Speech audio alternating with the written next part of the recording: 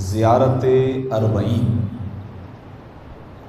متن مجالس وہی زیارت اربعین ہوگی،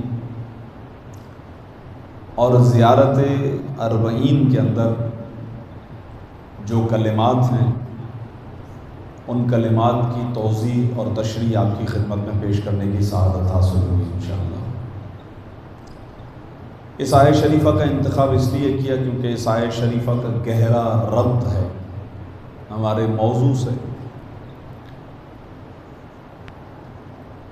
ابھی چند دن قبل میں سمجھتا ہوں کہ شاید یہ جو میرے سامنے مومنین بیٹھے ہوئے ہیں ان میں سے بعض مومنین پرسوں کی ہی میری مجلس اعزا میں شریک تھے۔ یہیں قریب میں نے ایک مجلس اعزا سے خطاب کا شرف حاصل کیا تھا۔ اس مجلس اعزا میں وارثین کتاب کے نام سے ایک آیت شریفہ کو انتخاب کیا گیا تھا، اور اس کے ذیل میں کئی ایک آیات مجیدہ کی تلاوت کا شرف حاصل ہوا تھا۔ وہ در حقیقت عرض کیا آپ کی خدمت میں کہ ایک طولانی مناظرہ تھا آپ کے اور میرے 8ویں امام حضرت امام علی رضا علیہ السلام،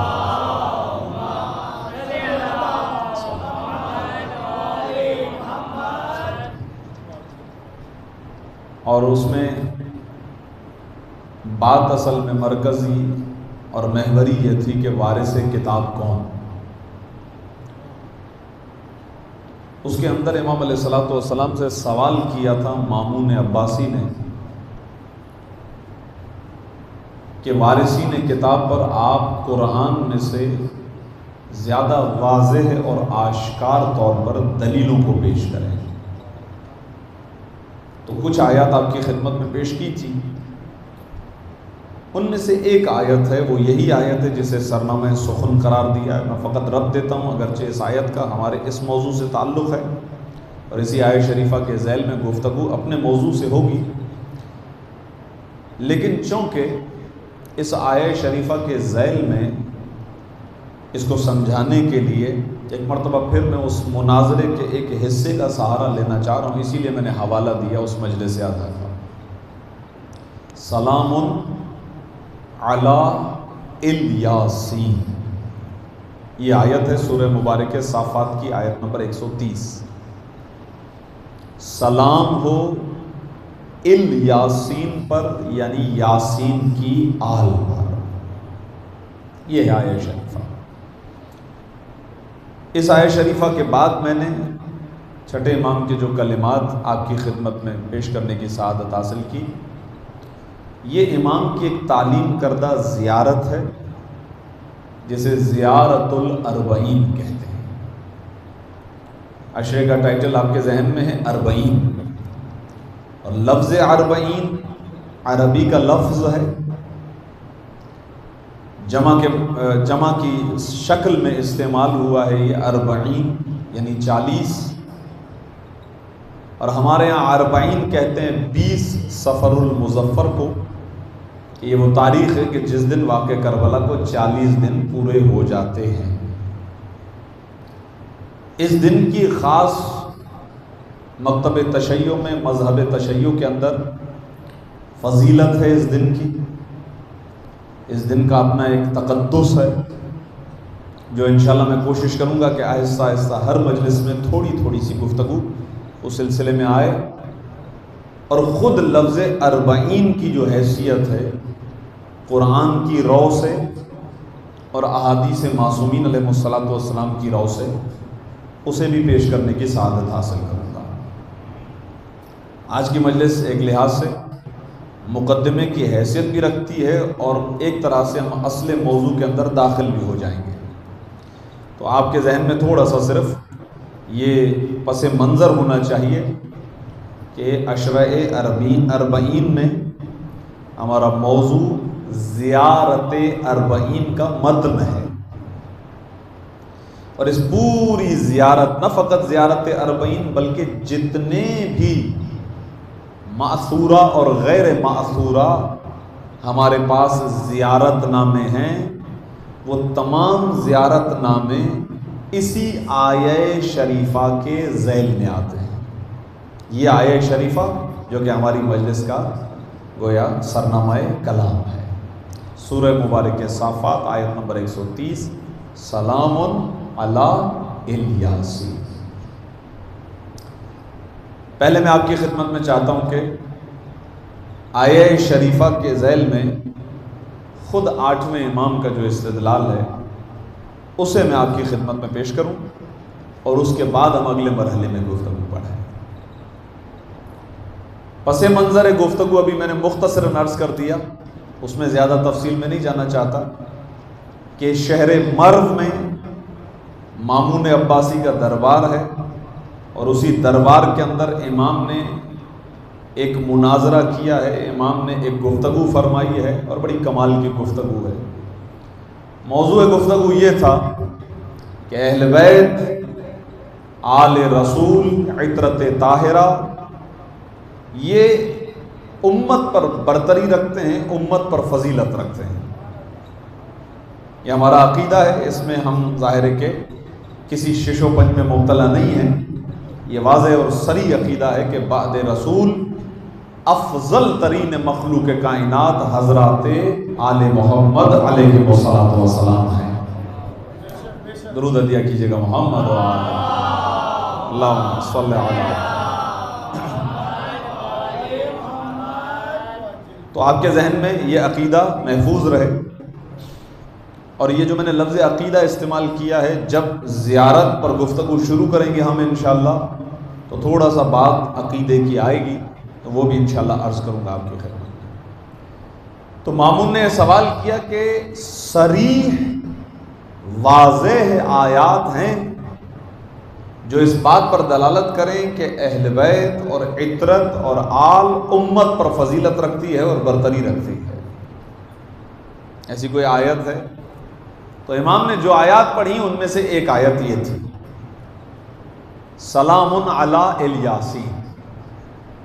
لیکن امام نے جس طریقے سے اس کو پیش کیا ہے وہ نہایت ہی لطیف انداز ہے امام کا، تو میں چاہتا ہوں کہ جس طرح امام نے پیش کیا اسی طریقے سے آپ کی خدمت میں عرض کرتا ہوں انشاءاللہ۔ امام نے پہلے سوال کیا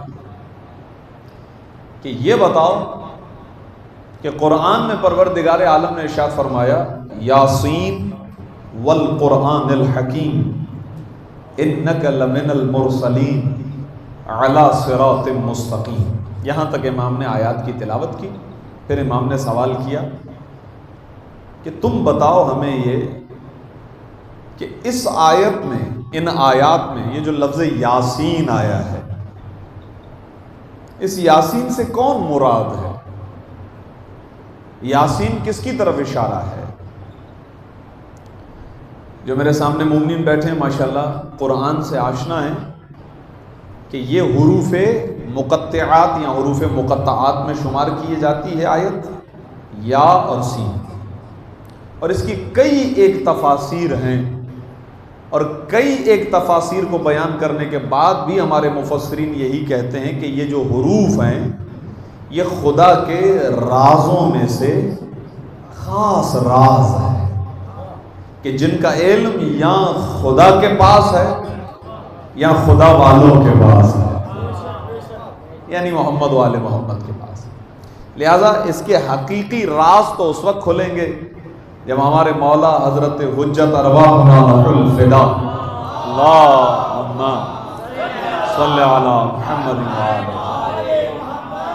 تشریف لائیں گے انشاءاللہ، اور خدا ہمیں وہ زمانہ دیکھنا نصیب فرمائے انشاءاللہ۔ یاسین، آپ جا کر ٹرانسلیشنز دیکھیے گا، ترجمے دیکھیے گا، آپ کو وہاں پر ملے گا یاسین اے سید و سردار، سین سے اشارہ لیا جاتا ہے سید، ایک ترجمہ، ایک تشریح، ایک تفسیر یہ بھی ہے، اے سردار۔ تو امام نے پوچھا کہ یہ جو یاسین میں سین سے مراد جو سردار ہے وہ کون ہے؟ تو سب نے یہ جواب دیا، جو علماء وہاں پر بیٹھے ہوئے تھے دربار میں، انہوں نے کہا کہ اس میں کوئی شک نہیں ہے اور اس میں کوئی دوسری رائے نہیں ہے کہ یاسین سے مراد ہمارے آخری نبی حضرت محمد مصطفیٰ صلی اللہ علیہ وسلم۔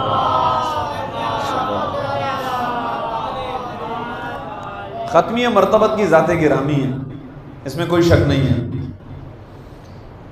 امام نے ارشاد فرمایا یہ تم نے بالکل صحیح کہا، اس میں کوئی شک نہیں ہے کہ یاسین سے مراد ختمی مرتبت کی ذات گرامی ہے۔ اب سنو، پروردگار عالم نے قرآن میں اپنے انبیاء پر سلام بھیجا ہے، اور آپ جا کر دیکھیے گا یہی سورہ مبارک صافات ہے، اسی میں تسلسل کے ساتھ انبیاء پر سلام ہے۔ سلام علی نوح فی العالمین، سلام علی ابراہیم، سلام علی موسیٰ و اخیہ، نوح پر سلام ہو، ابراہیم پر سلام ہو، موسیٰ اور اس کے بھائی یعنی ہارون علیہ السلام پر سلام ہو، اور آگے چل کر ایک مقام پر آیا ہے سلام علی المرسلین، یعنی رسولوں پر سلام ہو۔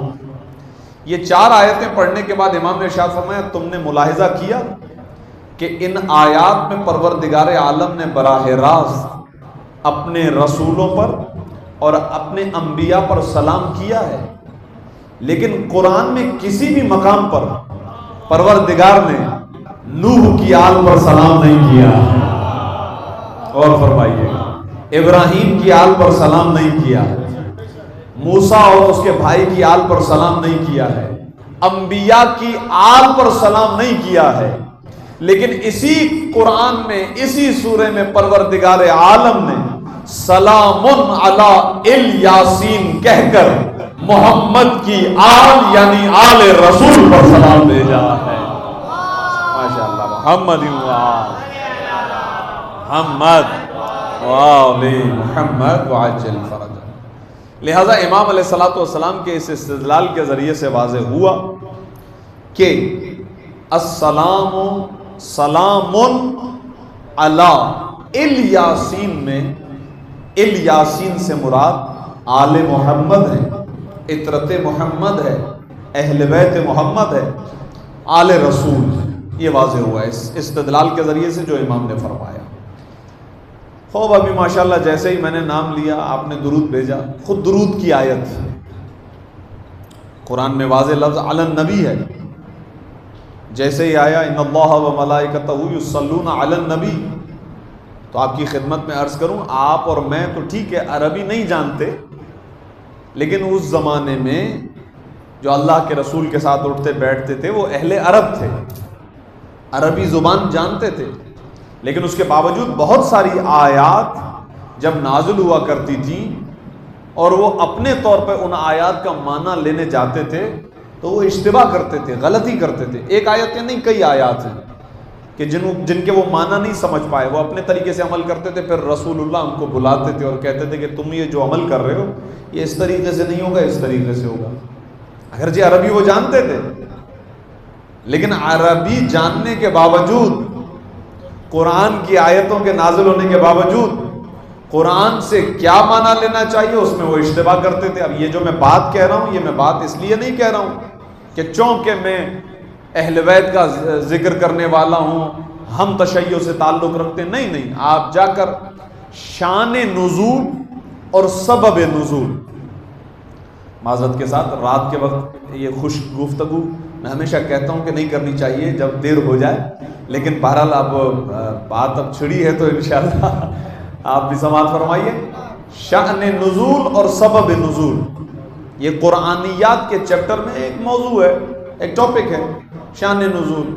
بھئی اس آیہ شریفہ، یہ آیہ شریفہ کس حالت میں نازل ہوئی، اس کا پس منظر کیا ہے، اس آیہ شریفہ کا بیک گراؤنڈ کیا ہے، سبب نزول کیا ہے، شان نزول کیا ہے، حالت نزول کیا ہے، یہ نام استعمال ہوتے ہیں، یہ قرآنیات میں پڑھائے جاتے ہیں۔ تو جو آپ کی خدمت میں ابھی عرض کر رہا ہوں کہ بہت ساری آیات کے شان نزول کے بارے میں پتہ ہوتا ہے، بہت ساری آیات کے بارے میں پتہ نہیں چلتا، اگر واضح الفاظ صرف آئیں تو ان واضح الفاظ کے مطابق میں اور آپ غلطی کریں تو سمجھ میں آتا ہے کہ ہم میں سے کوئی سندھی ہے تو کوئی اردو ہے تو کوئی فلاں ہے تو کوئی فلاں، لیکن وہ حضرات کہ جو اہل عرب تھے ان کے ہاں قرآن نازل ہو رہا ہے، ان کے پاس جب قرآن نازل ہو رہا ہے تو تو شان نزول اور سبب نزول پر گفتگو کرنے والوں نے یہ بتلائیں واقعہ کہ آیت نازل ہوتی تھی اور آیت نازل ہونے کے بعد جب وہ اپنے طور پر آیت کو سمجھنے جاتے تھے تو اس میں خطا کرتے تھے، غلطی کرتے تھے، پھر رسول اللہ بلاتے تھے، کہتے تھے اس آیت سے یہ مراد نہیں ہے بلکہ یہ مراد ہے۔ بہرحال یہ جو میں آپ کی خدمت میں اس بات کو سمجھانا چاہ رہا ہوں، اس کے اندر خود بہت ایک بڑی حقیقت پوشیدہ ہے۔ اس حقیقت کو لے کے ابو العلاء مودودی، بڑے بزرگ عالم دین گزرے ہیں ہندوستان کے، انہوں نے اپنی تفسیر وغیرہ تک میں یہ لکھ لیا تھا کہ قرآن کو اگر ذات ختمی مرتبت سے الگ کر دیا جائے تو قرآن پڑھنے والے قرآن پڑھتے رہیں گے لیکن مقصد قرآن کو کبھی حاصل نہیں کر سکیں گے۔ اور فرمائیے گا، یعنی اگر آپ تفسیر انوار القرآن میں علامہ ذیشان درجوادی اعلیٰ مقامہ کا جو مقدمہ ہے، اس سے پہلے جو مقدمہ دیا گیا اس میں پڑھیں گے تو یہ بات صراحت کے ساتھ لکھی گئی ہے۔ وہ کہتے تھے کہ اس کا بڑا احسن اور خوبصورت طریقے سے جواب دیا جانا ممکن تھا، لیکن ہم فقط اسی بات پر اکتفا کرتے ہیں جو انہوں نے کہا۔ وہ کیا کہ اگر قرآن سے نبی کی ذات کو الگ کر دیا جائے تو قرآن کا جو مقصد ہے اس تک انسان کبھی نہیں پہنچ سکے گا۔ اس کی مثال آپ کی خدمت میں عرض کر دی کہ بہت ساری ایسی آیات تھی کہ جن آیات کو سننے کے بعد لوگ اپنا معنی لیتے تھے اور رسول ان کو بلا کر کہتے تھے یہ معنی مراد نہیں ہے، یہ معنی مراد ہے۔ معلوم ہوا کہ اگر قرآن کی تفسیر و تعویل، قرآن کی مراد میں رسول اللہ کی طرف نہ جھکا جائے تو یہ قرآن کفایت نہیں کرے گا۔ اب میں نے پہلے لفظ مصدر استعمال کیا ہے، اب اس کا مشتق استعمال کرتا ہوں، رسول کے بغیر قرآن کافی نہیں ہے۔ صلوات بھیجئے محمد و آل محمد، صلی علی محمد و آل۔ اب تاریخ سے بھی گواہی آپ کی خدمت میں پیش کر دی، ایک بہت بڑے مفسر، ایک بہت بڑے عالم کی بھی گواہی آپ کی خدمت میں پیش کر دی کہ رسول کے بغیر قرآن کافی نہیں ہے، تو رسول کے بعد قرآن کیسے کافی ہو سکتا ہے؟ صلوات بھیجئے محمد و آل محمد، خدا سلامت صلی علی محمد۔ یہ نہیں ہو سکتا، ظاہر واضح ہے۔ لہذا قرآن اللہ کی کتاب، اللہ کا کلام، اسے سمجھنے کے لیے بہرحال رسول کی بارگاہ میں جانا پڑے گا۔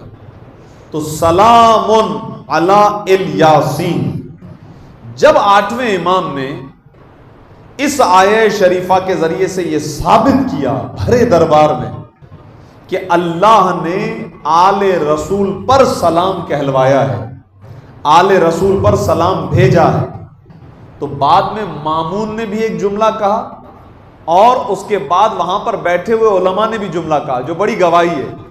انہوں نے کہا قسم خدا کی، قرآن کی ایسی تشریح وہی گھرانہ کر سکتا ہے جہاں قرآن نازل ہوا ہو۔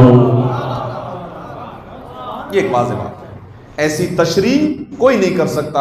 واقعاً آپ دیکھیں ان آیت کو جوڑے تو یہ نتیجہ نکلے گا، ورنہ آپ پڑھتے رہیے سلام علی الیاسین، یا ہو سکتا ہے کہ جو اہل بیت کے دروازے پر نہ جھکا ہو وہاں پر آپ کو نہ جانے کیا سے کیا ملے۔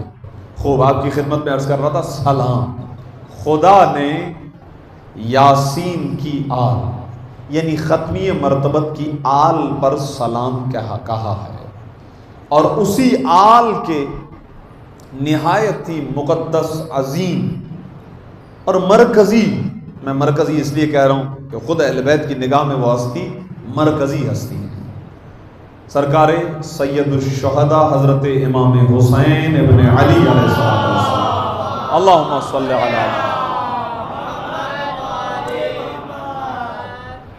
امام علیہ السلام اسی آل یاسین کا ایک فرد ہے، یعنی خدا قرآن میں جن پر سلام کہہ رہا ہے ان میں سے ایک حضرت امام حسین۔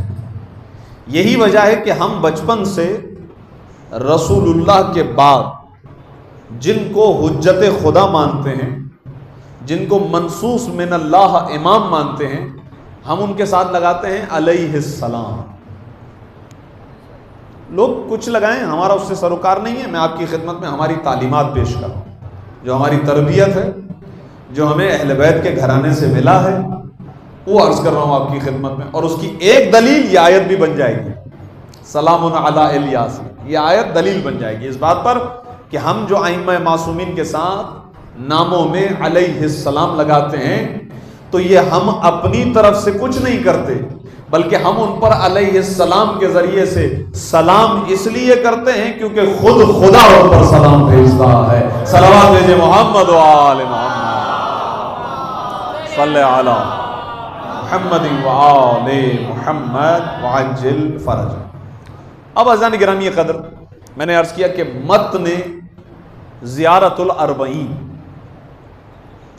اچھا میں نے لفظ متن استعمال کیا، ہمارے ہاں تو یہ لفظ بہت آسان ہوتا ہے سمجھنا، لیکن بہرحال میرے نوجوان اور بچے بھی بیٹھے ہوئے مجلس اعظم میں، متن کہتے ہیں عبارت کو، عین الفاظ ان کو عربی میں کہتے ہیں متن. یہ پڑھا جاتا ہے لفظ متن متن، لیکن اصل لفظ ہے متن، نون تا ساکن ہے متن. متن زیارت اربعین. اچھا ابھی جو میں لفظ زیارت اربعین استعمال کر رہا ہوں تو ہو سکتا ہے کہ آپ کے ذہن میں آئے جو کہ زیارت کا حقیقی معنی ہے. زیارت کا حقیقی معنی یہی ہوتا ہے کہ اپنا رخ ہر جگہ سے پھیر کر کسی ایک سمت مائل ہو جانا زیارت کہلاتا ہے. زحمت دی ہے میں نے آپ کو، لیکن یہ ایک ڈیفینیشن تھی، اس کو اپنے ذہن میں رکھیں. زیارت کا جو معنی ہے وہ یہی ہے، ہر طرح سے ہر طرف سے اپنی توجہ کو ہٹا کے، اعراض کر کے، منہ موڑ کے ایک ہی طرف مائل ہو جانا، ایک ہی طرف متوجہ ہونا، اسے کہتے ہیں زیارت. یہ لفظ بہت ہی مقدس لفظ ہے اور ہمارے ہاں یہ شرعی لفظ ہے، یہ ایک عبادی عمل ہے زیارت، اور اس کی بڑی تاریخ ہے جو انشاءاللہ آپ کی خدمت میں آہستہ آہستہ نکات کے ساتھ ساتھ عرض کروں گا. ایک ہی دن میں پہلے نہیں چاہتا ہوں کہ آپ کو خوش کر ڈالوں، پہلی گفتگو ہے آج. زیارت کا ایک معنی میں نے آپ کی خدمت میں عرض کیا. اب اگر اس کو تطبیق دیں، فکس کریں، فٹ کریں اس زیارت پر کہ جو ہم کرتے ہیں، یعنی ہم جاتے ہیں کربلا جاتے ہیں، نجف جاتے ہیں، مشہد جاتے ہیں، قم جاتے ہیں، سامرہ جاتے ہیں، کاظمین جاتے ہیں، مدینہ جاتے ہیں، مکے جاتے ہیں. جب ہم زیارات کر رہے ہوتے ہیں اس کا مطلب کیا ہے؟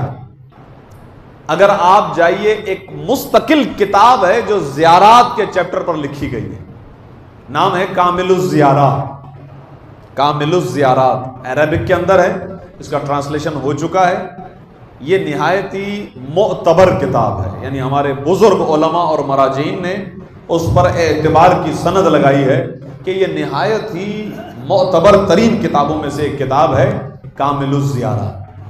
تو اس کامل الزیارہ میں جب بھی کسی زیارت پر نکلنے کے آداب بتائے جاتے ہیں تو یہ خاص طور پر بات بتائی جا رہی ہوتی ہے کہ جب آپ زیارت کے لیے نکلیں تو آپ کا ارادہ، آپ کی نیت یہ ہونی چاہیے کہ اب میری کہیں توجہ نہیں ہے، میں کسی طرف مائل نہیں ہوں، میں نے ہر جگہ سے اعراض کر لیا، ہر جگہ سے اپنے چہرے کو، رخ کو پھیر کر اس ہستی کی طرف متوجہ ہو گیا ہوں جس کی زیارت کے لیے جا رہا ہوں. یہ نیت. لہذا یہ ہے زیارت کا معنی حقیقی. اب چونکہ یہ مبتلا بہ مسئلہ ہے ابھی ہمارے ساتھ اور آپ فرش عزا پر بیٹھے ہیں، میرا عقیدہ ہے، آپ کا بھی عقیدہ ہے کہ یہ وہ جگہ ہے کہ جو دعا کے قبول ہونے کی جگہ ہے. ہمارا موضوع بھی زیارت اربعین ہے اور اتفاق سے اس سال پاکستان میں رہنے والے مومنین پر، خاص طور پر وہ مومنین جو بیچارے پورا سال انتظار کرتے ہیں، یا بہت سارے بیچارے شاید ایسے بھی مومنین اس سال تیار ہونے والے ہوں کہ جو کبھی نہ گئے ہوں، شاید اسی سال انہوں نے ارادہ کیا ہو، لیکن حالات کی وجہ سے، اب یہ حالات کی وجہ سے میں نقل قول کر رہا ہوں. صحیح ہے، مجھے جو پتہ ہے وہ میں یہاں سے نہیں بیان کر سکتا، لیکن جو جواب آتا ہے کہ حالات کی وجہ سے حکومت کی طرف سے پابندی لگ چکی ہے اس بات پر کہ بائی روڈ جو ہے وہ سفر آپ نہیں کر سکتے، سیکیورٹی ریزنز کی وجہ سے یا جو بھی ریزنز وہ کلیم کرتے ہیں. ہمارے نزدیک تو بہرحال یہ چیزیں قابل قبول ہیں ہی نہیں، اول روز سے نہیں ہے. بے شمار ہے شمار. یا علی یا بے شک انشاءاللہ، بے شک بے شک. صلوات عطیہ کیجئے محمد و آل محمد. خدا سلامت رکھے. اب یعنی میرے الفاظ دوسرے لفظوں میں یہ تھے. صلوات بھیجیے محمد و آل محمد. اللہم صلی علی محمد و آل. ہمیں پتہ ہے وہ یہی ہے، حقیقت تو یہی ہے. ظاہر ہے کہ یہ کوئی صرف یہ تو اس کا ایک ظاہر ہوتا ہے، پیچھے اور بہت سارے عوامل ہوتے ہیں جو کار فرما ہوتے ہیں جس کی وجہ سے یہ کام کیے جاتے ہیں. اور یہ پابندی واقعاً ہمارے لیے ناقابل برداشت ایک ایسی چیز ہے کہ جس نے واقعاً مومنین کے دلوں کو زخمی کیا ہے اور بہت زیادہ اس پر جو ہے وہ تکلیف ہوئی ہے. اور ہم اس مقام سے، چونکہ یہ دعا کا محل ہے، دعا کرتے ہیں کہ پروردگار اس مسئلے کو جلد از جلد حل فرمائے انشاءاللہ. اور یہ بھی دعا کرتے ہیں کہ جن کی طرف سے بھی یہ رکاوٹیں، جن اسباب کی بھی طرف وجہ سے، خدا ان سب کو غارت فرمائے انشاءاللہ. صلوات بھیجے محمد و آل محمد صلی اللہ علیہ. جن دنوں کے اندر یہ اعلان پہلے دنوں میں پہنچا تھا تو اس وقت اتفاق سے جہاں پر بھی فرش اعضاء پر مجھے موقع مل رہا تھا گفتگو کا تو میں یہ جملے کہہ رہا تھا کہ روکنے والے تھوڑا سا تاریخ زیارت پڑھ لیں. جو روکتے ہیں چیزوں سے وہ ذرا تاریخ پڑھ لیں کہ بہرحال کوئی کتنا ہی بڑا کیوں نہ ہو اس کا انجام کیا ہوتا ہے، چاہے وہ منصور جیسا ملعون ہو یا چاہے صدام جیسا ملعون ہو. وہ اس طرح سے زمانوں آتے رہتے ہیں. ظاہر ہے کہ یزید کی اولاد بھی ہے تو وہ بھی چلتے رہتے ہیں، تو دونوں طرف سے یہ مقابلہ بہرحال رہتا ہے حق و باطل کا. لیکن الحمدللہ ہمیشہ سے وہ مقامات آباد رہے ہیں اور انشاءاللہ آباد رہیں گے. اور یہ پابندیاں وقتی ہوتی ہیں. ہمارا عقیدہ ہے کہ انشاءاللہ بہرحال جاء الحق وزهق الباطل ان الباطل کان زہوقا. بہرحال حق کامیاب ہو کر رہتا ہے. صلوات بھیجے محمد و آل محمد صلی علی محمد و آل. خدا آپ کو سلامت رکھے. انشاءاللہ اس مقام پر آپ مومنین کی طرف سے سب مومنین کے لیے دعا گو ہیں کہ خدا سب کو زیارت امام حسین نصیب فرمائے انشاءاللہ. دیکھیں بہت زیادہ استحباب ہے، بہت زیادہ فضیلت ہے. ابھی تک ہماری گفتگو چل رہی ہے لفظ زیارت کے حقیقی معنی پر، جو میں نے آپ کی خدمت میں ابھی عرض کیا. بالمشافہہ، آمنے سامنے کسی کو اپنی آنکھوں سے دیکھنا. اب اس کا اطلاق بہت ساری چیزوں پر ہوتا ہے. ایک ہوتا ہے زیارت کرنے والا، اس سے نسبت دی جاتی ہے مومن سے. اور ایک وہ چیز جس کی زیارت کی جاتی ہے وہ مقدس چیزیں ہوتی ہیں، مقدس ازوات ہوتی ہیں.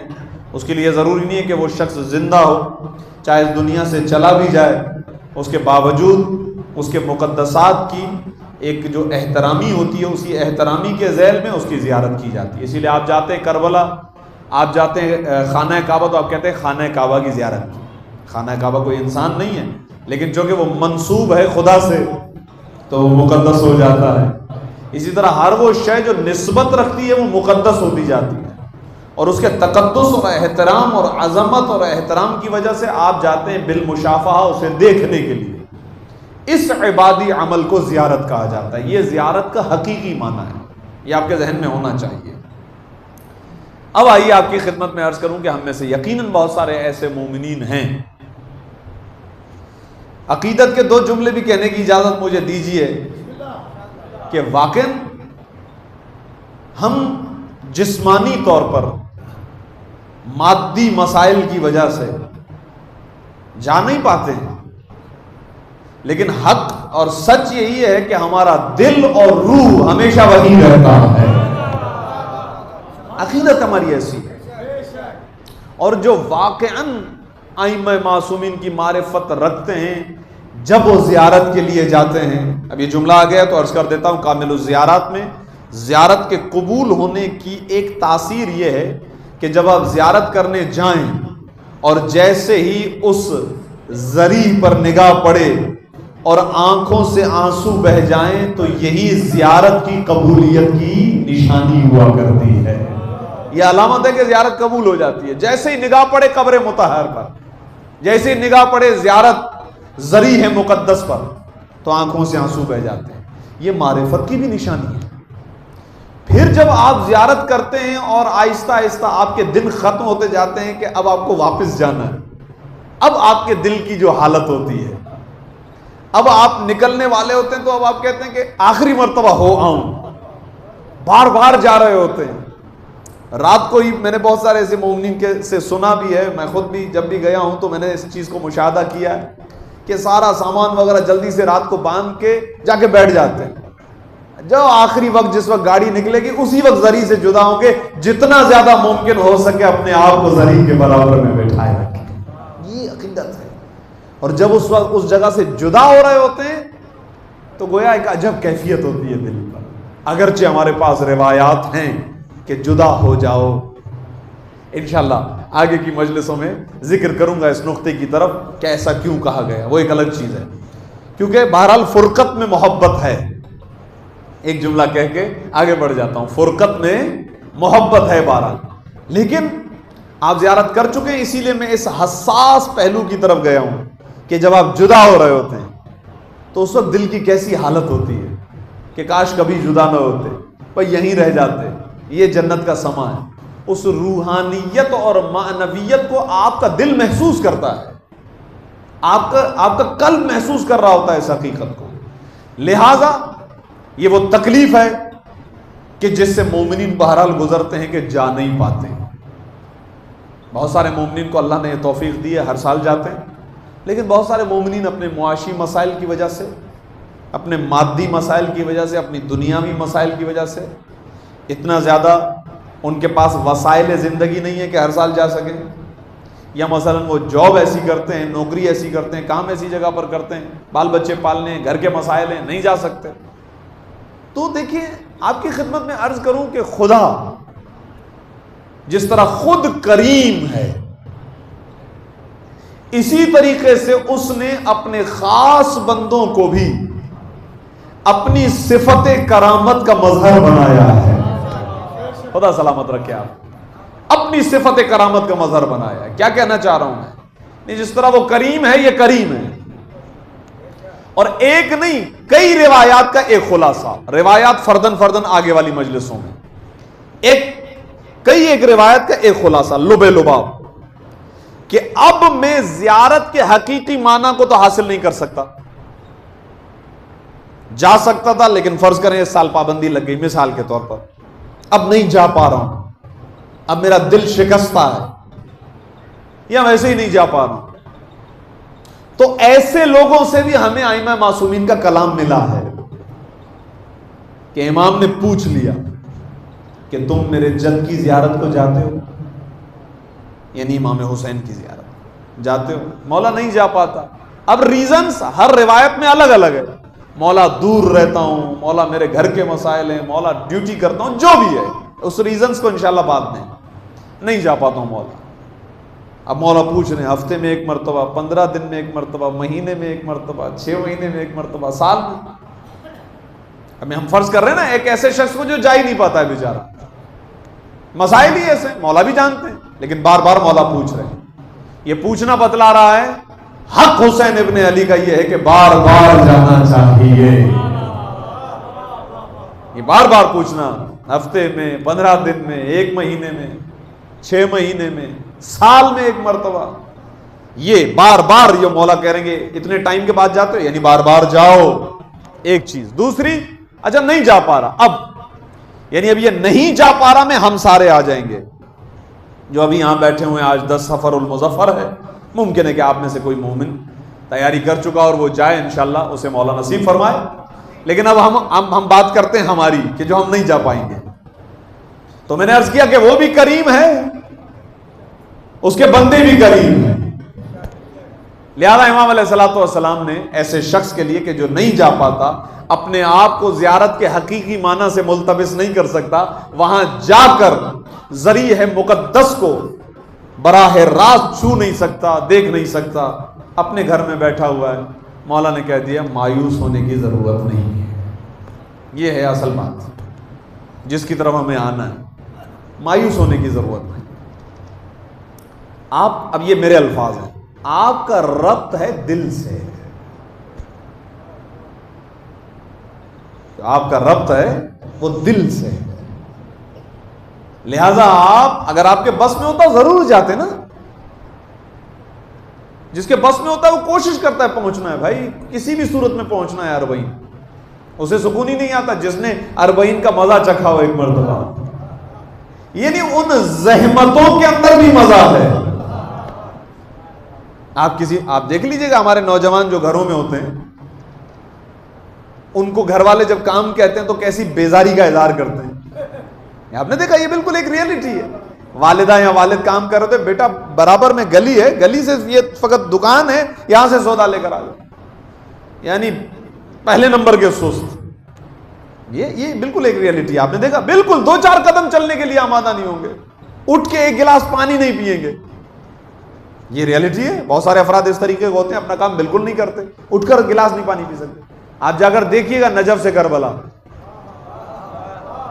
اللہ اکبر، اور فرمائیے، یہ زحمت ہے، پیر زخمی ہو جاتے ہیں، نیندیں پوری نہیں ہوتی ہیں، جسم تھکاوٹ سے چور ہو چکا ہوتا ہے، کھانا تک اچھا نہیں لگ رہا ہوتا ہے، لیکن ہر زحمت عشق میں اضافے کا باعث بنتی جا رہی ہوتی ہے۔ صلوات بھیجے محمد و آل محمد، صلی علی محمد۔ حیدری یا علی یا علی، خدا سلامت رکھے آپ کو۔ یہ ایک الگ عشق ہے، یہ ایک الگ وادی ہے۔ اس کا مطلب کیا ہے؟ اب دوبارہ جملے کی طرف آئیے، تعلق ہے دل سے، دل سے۔ تو اگر آپ دل سے چاہتے تھے کہ وہاں پہنچیں، تو اب آپ جہاں ہوں گے مولا حسین وہیں ہوں گے۔ یہ میں ایسے نہیں کہہ رہا ہوں، میں یعنی یہ خطابت نہیں ہے آپ کی خدمت میں جو عرض کر رہا ہوں، یہ ہمارے پاس روایات ہیں، کئی روایات ہیں، انشاءاللہ میں آپ کی خدمت میں فرداً عرض کرتا رہوں گا زیارت کے ہی باب میں۔ بس اس جملے کو سنیے، اسی سے میں آج کی گفتگو کا نتیجہ دوں، آپ کی زحمتیں تمام آج کی حد تک۔ یہ دل ہے آپ کا ان سے جڑا ہوا ہے، کہا کوئی مسئلہ نہیں ہے، نہیں جا سکتے ہو اپنے گھر کی چھت پر جاؤ، اور جس طرف ذریح مقدس سرکار سید الشہداء ہے اپنا رخ اس طرف کرو، آسمان، کھلے آسمان کے تلے، اور ایک مرتبہ یہ جملہ کہو، السلام علیک یا ابا عبداللہ، ایک جملہ۔ اب یہ زیارت کا ایک ٹکڑا ہے، جو امام کی کئی ایک زیارات ہیں جن کا تعارف میں فرداً آپ کی خدمت میں پیش کرتا چلوں گا کہ کتنی زیارات ہیں، ان میں سے ایک ٹکڑا ہے السلام علیک یا ابا عبداللہ۔ ابا عبداللہ میرے مولا کی کنیت ہے، اے میرے مولا میرا سلام قبول کیجیے۔ جو نہیں جا پایا، مجبور ہو گیا، کوئی مجبوری آ گئی، پریشانی آ گئی، جو بھی سبب ہوا، نہیں جا پایا، اس نے سچے دل سے اپنے گھر کی چھت پر کھڑے ہو کے کھلے آسمان سے امام کی ذریعے مقدس کی طرف چہرہ کر کے جب اس نے یہ سلام کیا، امام فرماتے ہیں تجھے وہی خدا ثواب عطا فرمائے گا جو زائر حسین کو مل رہا۔ صلوات بھیجے محمد و آل محمد، صلی علی محمد و آل محمد وعجل فرجهم اجمعین۔ تو وہ حل کیا ہے؟ اب حل ہمارے پاس یہ ہے کہ ہم اربعین کے دن کو اپنے گھر میں ہیں، اپنے جلوس میں ہیں، اپنی مجلس میں ہیں، اپنے امام بارگاہ میں ہیں، جس مقام پر بھی ہیں، ہم انہی اعمال کو انجام دیں کہ اگر ہم اربعین میں کربلا میں ہوتے تو وہاں انجام دیتے۔ وہ اعمال انشاءاللہ آہستہ آہستہ، خاص طور پر جب آخری مجلس آئے گی تو اس کے مقدمے میں تفصیل سے عرض کر دوں گا۔ آج فقط اتنا کہ ان اعمال میں سے ایک عمل ہے زیارت الاربعین۔ اب لفظ آپ کے ذہن میں واضح ہو جائے گا، متن زیارت الاربعین کا مطلب ہے وہ زیارت نامہ کہ جو اربعین کے دن، 20 صفر کے دن، چہلم کے دن ذریعے امام حسین کے سامنے کربلا میں رہ کر امام کی ذری کی طرف رخ کر کے جسے پڑھا جاتا ہے، وہ ہے متن، وہ ہے عربی عبارت۔ بڑا گہرا ربط ہے، انشاءاللہ کوشش کروں گا، بہرحال ایک چھوٹا سا طالب علم ہوں، بہرحال کوشش کروں گا انشاءاللہ کہ آپ کی خدمت میں ائمہ معصومین جو اس جہد پر گفتگو کرتے ہیں وہ کتنی حساس ہے، کتنی خوبصورت ہے، کتنی عنایتیں ہیں، کتنی مہربانیاں ہیں، کتنا لطف ہے ان ہستیوں کا اپنے چاہنے والوں پر، وہ ساری باریک بینیاں اس کے اندر موجود ہیں۔ اور یہ زیارت ہمارے چھٹے امام حضرت امام جعفر صادق علیہ السلام، یہ زیارت نامہ جو ہے ہمارے چھٹے مولا سے نظر ہے۔ اب یہ زیارت کیسے آئی، اس کی استناد پر کل کی مجلس جہاں سے شروع ہوگی وہیں سے گفتگو شروع کروں گا۔ 4 فقرات جسے میں نے مقدمے میں پڑھا۔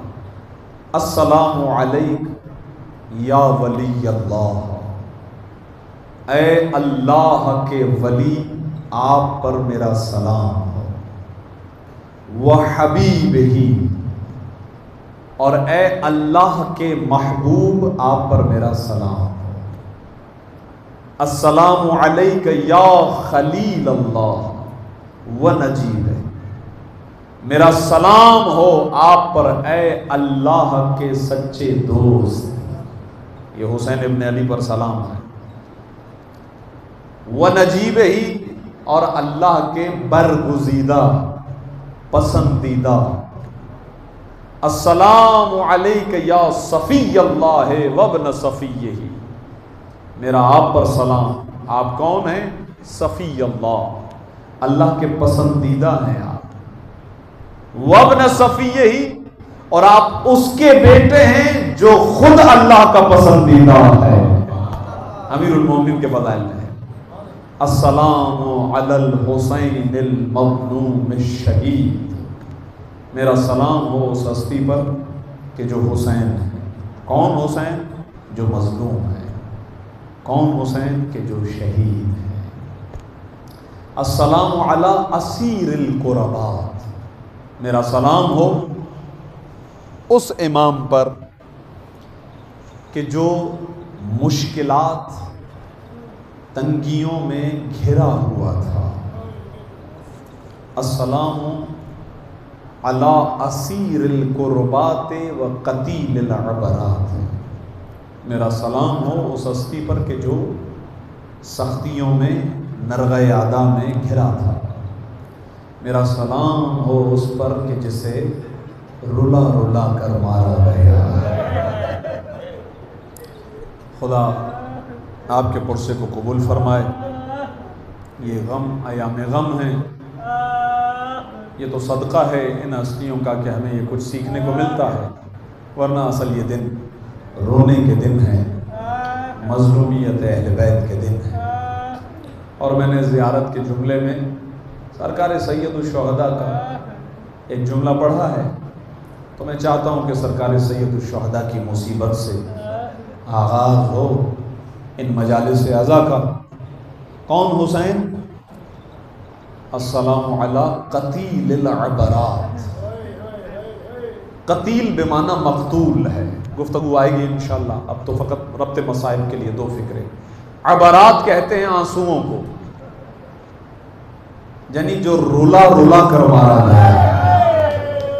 اللہ اکبر، یہ خود آپ کے اور میرے مولا امام حسین کا جملہ ہے، انا قتیل العبرات، مجھے رولا رولا کر مارا گیا۔ میں بہت تیزی سے عرض کرنا چاہوں گا، اگرچہ مسائل بڑی تفصیل میں ہیں جو رمز عرض کرنا چاہتا تھا میں، لیکن میں تفصیل نہیں دینا چاہتا، فقط اشارے، چونکہ جملہ آیا ہے اس لیے۔ مدینے کی مسجد میں اللہ کے رسول بیٹھے ہیں، صحابہ موجود ہیں، زانوں پر امام حسن موجود تھے۔ اتنے میں ایک شکاری شخص آیا، اس کے ہاتھ میں ایک ہرنی کا بچہ تھا۔ جیسے ہی وہ اندر آیا اس نے کہا یا رسول اللہ، یہ میں آپ کے لیے ہدیہ لایا۔ رسول اللہ نے وہ ہرنی کا بچہ امام حسن کے حوالے کیا، کہا بیٹا یہ تمہارا ہے۔ تاریخ نے لکھا اتنے میں مسجد میں امام حسین داخل ہوئے۔ امام چھوٹے ہیں، 5 سال کی عمر ہے، اور امام نے دیکھا کہ میرے بھائی کے ہاتھ میں ہرنی کا ایک بچہ ہے۔ کہا نانا مجھے بھی ایسا ہی ہرنی کا بچہ چاہیے۔ حضور روایت کہتی ہے کہ جب امام حسین نے یہ جملے کہے امام انشاءاللہ توفیق ملے گی تو عرض کروں گا، امام بہت حساس تھے. یہ روایت کے فقرے ہیں کہ جب امام نے جملہ کہا تھا اس وقت امام کی آنکھیں بھر آئی تھی آنکھیں. کہا کہ مجھے ایسا ہرنی کا بچہ چاہیے. اتنے میں دیکھا گیا کہ مسجد میں دوڑتی ہوئی ایک ہرن اپنے بچے کو ساتھ لا رہی ہے. اللہ اکبر اللہ اکبر.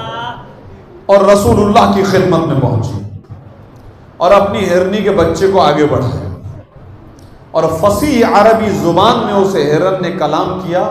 کہا یا رسول اللہ، یہ جو پہلا ہرنی کا بچہ ہے نا، یہ بھی میرا ہے. شکاری پکڑ کے لے گیا تھا. میں اپنے طور پہ سوچ رہی تھی میرا ایک بچہ تو گیا، اب دوسرے بچے کے سہارے جی لوں گی. ابھی میں یہ سوچ رہی تھی، اتنے میں خدا نے مجھ سے یہ کہا اللہ اکبر، اے ہرنی اپنے بچے کو جلدی سے مسجد نبوی لے جا، اس سے پہلے کہ حسین کی آنکھوں سے آنسو بہہ جائیں. اللہ اکبر. میں نے کیوں عرض کیا آپ کی خدمت میں، السلام علیک یا قتیل الابرار، مجھے رولا رولا کر مارا گیا. حسین کون؟ خدا نہیں چاہتا کہ حسین کی آنکھوں میں آنسو آئے. اے ہرنی جا جلدی سے بچہ لے جا. رسول اللہ مدینے کی ایک گلی سے گزر رہے ہیں، دروازے سے کسی بچے کے رونے کی آواز آئی. رسول اللہ پریشان ہو، کہا دروازہ بجاؤ. ایک خاتون باہر نکلی. کہا بچہ تمہارا رو رہا ہے؟ کہاں؟ کہا پہلے بچے کو خاموش کرواؤ، پھر گھر کا کام کرو. صحابہ پریشان تھے اس لیے کہ کئی بچے رسول کی گود میں بیٹھ کر روتے تھے، رسول اللہ مسکراتے رہتے تھے، لیکن اس بچے کے رونے نے رسول اللہ کو تکلیف دی. تو صحابہ نے سوال کیا، یا رسول اللہ کئی بچے ہم نے دیکھے آپ کے سامنے رو رہے تھے، اس بچے نے آپ کو کیوں تکلیف دی؟ رسول اللہ نے روتے ہوئے کہا، اس بچے کا رونا میرے حسین کے رونے سے مل رہا تھا. میں نہیں چاہتا میرا حسین روئے.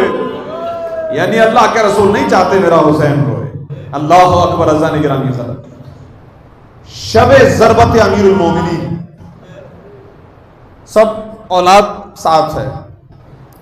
امام حسین بھی ساتھ موجود ہیں. مولا زخمی حالت میں. ایک مرتبہ میرے مولا نے آنکھ کھولی، دیکھا سامنے امام حسین موجود ہے. مولا علی نے اپنے آپ کو سنبھالا اور ایک مرتبہ جناب زینب سے کہا بیٹا کھانا لے آنا. اچھا جب کھانے آنے کی تو اولاد سمجھی شاید مولا کھانا کھانا چاہتے ہیں، خوش ہوئے. لیکن مولا نے امام حسین کو بلایا، اپنے ہاتھ سے کھانا کھلایا. کھانا کھلا کے کہا بیٹا حسین تو مت رو، تیری ماں نے مجھے یہ وصیت کی تھی میرے حسین کا خیال. یعنی علی بھی چاہتے ہیں کہ حسین نہ روئیں، زہرا بھی چاہتی ہیں حسین نہ روئیں. اب سنیے گا 50 ہجری میں امام حسن کی شہادت کا وقت تھا. اتنے تیر لگے تھے نا امام پر. جب زہر دے دیا گیا امام بے ہوشی کی حالت میں ہو گیا، غشی کی حالت میں تھے. ایک مرتبہ امام کے کانوں پر رونے کی آواز ہے. امام حسن نے آنکھ کھولی، دیکھا امام حسین رو رہے ہیں. فرمایا اے میرے بھائی حسین تم مت گریا کرو. لا یوم کیومک یا حسین، اے میرے بھائی حسین تیرے دن جیسا کسی کا دن نہیں ہوگا. اے حسین تم مت رو. اسی لیے نانا تیرا رونا برداشت نہیں کرتے تھے، بابا تیرا رونا برداشت نہیں کرتے تھے، میں بھی تیرا رونا برداشت نہیں کر سکتا. میں ان ہستیوں سے کہوں گا ذرا کربلا آ جاؤ. یہ حسین کبھی علی اکبر کے سرہانے رویا، کبھی قاسم کے سرہانے رویا، کبھی عباس کو اٹھانے کے لیے رویا، کبھی 6 مہینے کے بچے کو قبر کے حوالے کرتے رویا. حد یہ ہے آخر میں کبھی بہن کے گلے لگ کے رویا، کبھی سکینہ کے گلے لگ کے رویا. لشکر اعداء کے سامنے زخموں سے چور ہو کے ایک جملہ کہا، انا قتیل العبرات. ارے تم نے مجھے رلا رلا کے مارا.